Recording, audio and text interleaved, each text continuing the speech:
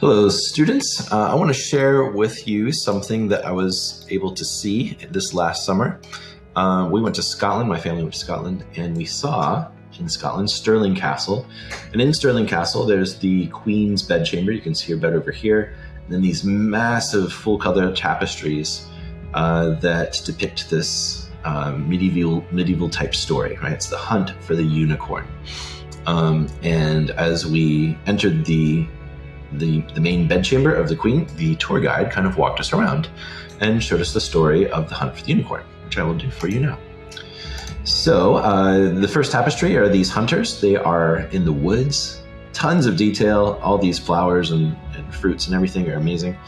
They're looking for the unicorn, a little hunter out there. And then they find the unicorn. Here's the unicorn. It's dipping its horn into the stream, which purifies the stream and, takes away all the poisons. So that it is clean and clear, and we've got all these exotic animals that are drawn to the unicorn. And the hunters aren't willing to hunt it, while it's doing this purification work for them. And so they wait. And then the unicorn's done, and they start to hunt it. Oh, okay, it's time to get the unicorn. All spears are out.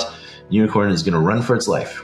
And then the unicorn is kind of encircled, and so he starts to fight back. And so he spears this dog in the side, and this guy's going to get a hoof to the chest, and this guy's ready to attack with his spear to the butt there. You can see the castle in the background. And then the unicorn finds a moment of safety with this virgin lady. Not really safe, because these dogs are chewing on its back, but the hunters are lost for a moment. And then, so now the unicorn is dying. We've got spears in the chest and the neck. We got dogs everywhere, bleeding. And then the unicorn is draped over this horse's back here. You can see it's clearly dead. It's got a kind of a wreath of holly or thorns here around its neck. And we're close to the castle. We're near the end of the story. And then you have the unicorn seeming fine. I don't know if it's healed or resurrected or what, but it's here and it's penned up and it's tied to this tree. And it seems kind of happy about everything. And so we have the end of the story. And so, the tour guide's showing us all of this, and the story's kind of obvious, but she says, what you might not know, since you're not a medieval times type person, is that this is also the story of Louis XIII, which I gotta say, I don't know anything about Louis XIII. And so she went back through it again. She was like, okay, this is Louis XIII. He's kind of this wild, impressive person. And, he didn't want to be king. He didn't want to submit to his responsibilities. So he, evaded those responsibilities for some time until he eventually, gets married and does submit to his responsibility as king and is kind of like subdued by kingship and then ruled afterwards. So this is the story of Louis XIII. I thought, wow, that's kind of cool. And then she said, if you're a religious person, you might be interested to know that this is also the story of Christ. I was like, what? I don't believe it.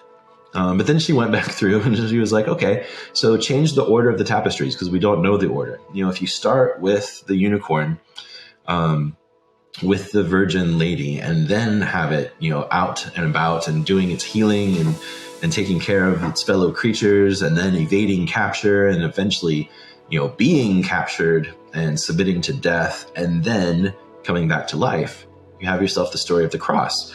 And she pointed out all these religious symbols, different things that the hunters are holding, and the number of people in the tapestries and things like that I won't go through. But she was like, there's a lot of evidence that this is actually, the story of Christ. And Christ was often, in stories, the unicorn would often fill the role of Christ as, healer, rescuer, savior, pure being.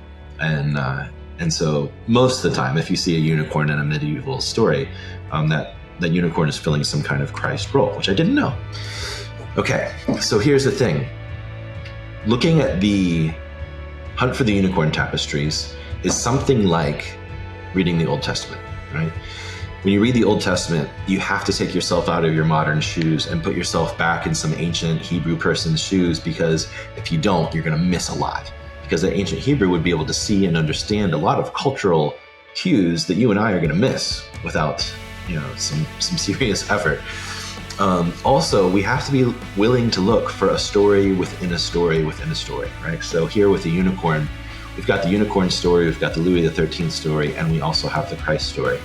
And in the Old Testament, We have, stories about people like Abraham and David and Moses and those guys, but we also have the story of Israel kind of like leaving and coming back to, and leaving and then coming back to God. And then we also have the main purpose of the Old Testament, which is to introduce God to us, to show us how he interacts with people so that we can have a relationship with him, right? That's the main purpose of the Bible and of specifically the Old Testament, is to introduce us to God so that we can have a relationship with him. And if we miss that, then we can't read, we miss everything. We miss most things if we miss that, right? And the Old Testament gives us some advantages. We do know the author, we do know the purpose. We still have some mysteries that create hurdles for us as scholars and readers. But I think with some work and some intentional reading, we can see much more in the Old Testament than we would at first glance. And that's what we're going to do in this course. All right. I'm looking forward to it. Looking forward to this journey with you. Hope you're having a great day. I'll see you later.